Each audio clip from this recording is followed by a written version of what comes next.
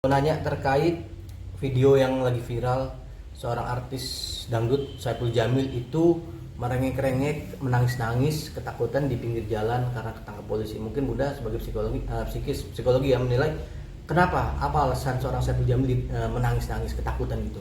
Sekarang kalau kita lihat ketakutan, kita kan harus tahu permasalahannya. Kenapa dan bagaimana kejadiannya pada saat itu. Tapi secara umum memang banyak tergantung pada kepribadiannya, situasinya, dan apa yang dia anggap pada saat itu. Bagaimana kejadian yang terjadi. Jadi bukan tergantung hanya pada diri dia. Orang yang sama dengan kejadian yang berbeda akan membuat suatu alasan atau suatu sikap yang berbeda juga. Dan juga tergantung pada lingkungannya. Apakah dia terasa tersesat atau terasa apa. Jadi kalau kita melihat dari segi apa yang ditayangkan, kalau ya secara umum masyarakat otomatis beranggapan itu pembegalan, dan sekarang kan banyak sekali pembegalan. Sekarang kita tanya, kalau memang itu orang lain juga sama-sama menilai itu pembegalan dan dia juga menilai itu pembegalan, apa yang akan dilakukan?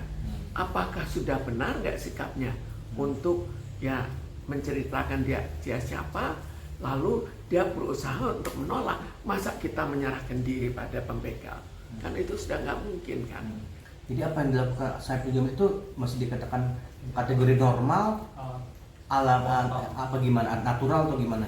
Saya pikir hal yang sangat wajar, tinggal masing-masing memakai cara yang berbeda. Mungkin dia akan ada yang memakai cara teriak-teriak, ada yang memakai cara untuk memukul, membalas. Jadi ada yang mungkin mengunci dirinya di dalam mobil. Jadi tergantung apa yang cara yang akan dilakukan untuk mempertahankan dirinya. Tapi jelas kalau itu suatu sikapnya atau tata caranya seperti melakukan pembegalan, maka perbuatan yang dilakukan oleh Saipul Jamil itu sepertinya suatu hal yang sangat wajar, sesuai dengan kepribadian dia, sesuai dengan kebiasaan dia. Dia bilang kan dia diancam karena dia menganggap itu pembegalan dan dia menunjukkan rasa takut ibunya.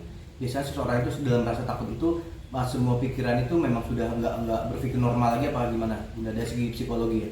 Sekarang kalau orang ketakutan kan tergantung, setiap orang akan berbeda sikapnya.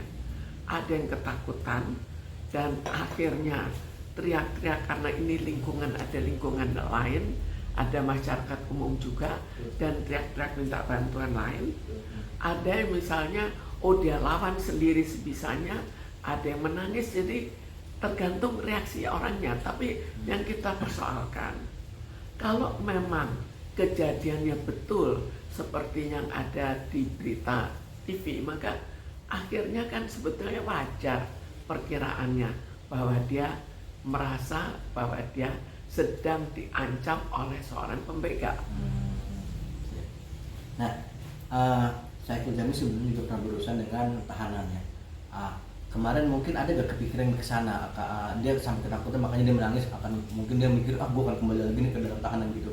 Mungkin ke situ gimana? Jadi kalau setelah itu dia tahu itu polisi dan sadar, maka kita kembalikan pengalaman apa yang ada dalam dirinya terhadap kepolisian.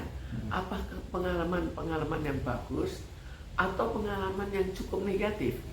Karena dulu waktu awal itu juga terjadi suatu yang tragis, bahwa terjadi kecelakaan. Mungkin secara hukum entah apakah memang harusnya dia dipersalahkan atau tidak, tapi secara orang awam kita akan merasakan, sudah kehilangan istri kok masih harus masuk tahanan.